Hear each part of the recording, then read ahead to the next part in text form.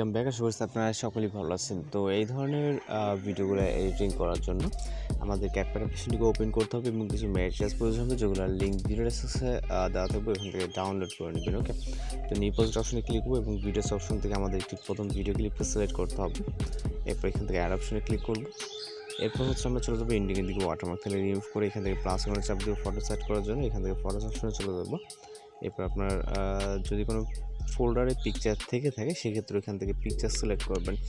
তো এখান থেকে আমাদের 5টির মতো পিকচার প্রয়োজন হবে। আমরা এখান থেকে 5টি পিকচার সিলেক্ট করে অ্যাড অপশনে ক্লিক করব।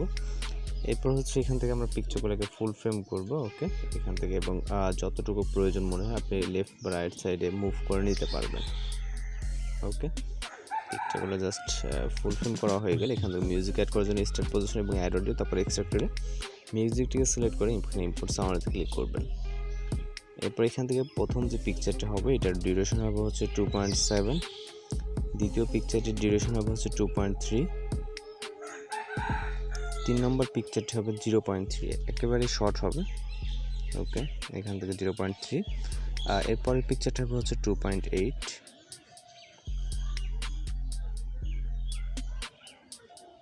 ওকে, এবং লাস্ট পিকচারটি 1.9 মেবি এরকমের কাছাকাছি হবে, দিলে অ্যাডজাস্ট হয়ে যাবে। লাস্ট পিকচারটা আমরা মিউজিক বরাবর। ওকে, প্রথম পিকচার 2.7, দ্বিতীয় পিকচার 2.3, এরপর 0.3, এরপর 2.8, লাস্ট পিকচারটা 1.9। ওকে, তো এইখান থেকে আমরা একটি ইফেক্ট অ্যাপ্লাই করব। ওকে, এটা ইফেক্টে অ্যাপ্লাই করার জন্য এখান থেকে অ্যানিমেশন অ্যাপ্লাই করবো। এই জন্য অ্যানিমেশন, ইন অ্যানিমেশন এখান থেকে আমরা আনফোল্ড অ্যানিমেশনটাকে সিলেক্ট করবো। ওকে, এটা আমরা 0.8-এ রাখবো। ওকে, এবং এর পরবর্তী যে পিকচারটি থাকবে এই পিকচারটিতেও সেমভাবে আনফোল্ড এবং 0.8, পরবর্তী পিকচার এখান থেকে আনফোল্ড।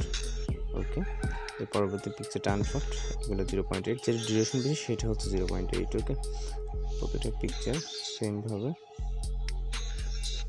ওকে, টিকমার্ক এবং ছোটো স্টার্ট পজিশনে এইখান থেকে আমাদের ইফেক্ট অ্যাপ্লাই করতে হবে। এর জন্য ইফেক্ট অপশন, ভিডিও ইফেক্ট। এরপর এখান থেকে আমরা সর্বপ্রথম নাইট ক্যাপ ক্যাটাগরিতে চলে যাব।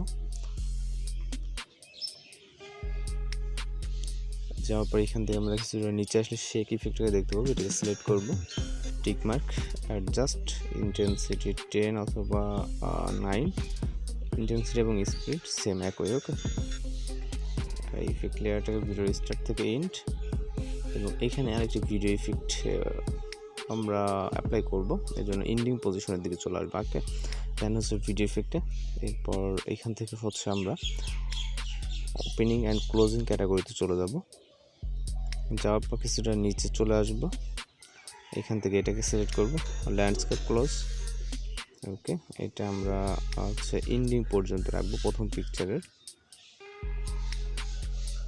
ওকে, আমি এইটুকু আমি জাস্ট দেখব প্লে করে।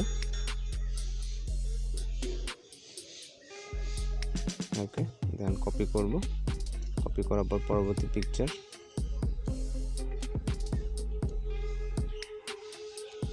ওকে,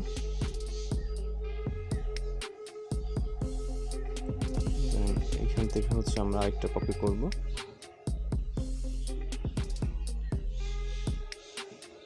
কপি করে এই যে শর্ট পিকচারটা এটাকে রেখে আমরা রাইট সাইডেরটাকে দিয়ে দিব। ওকে, যেহেতু এটা শর্ট, দেন এটাকে কপি করে আমরা আবার লাস্ট পিকচারের জন্য দিয়ে দেব।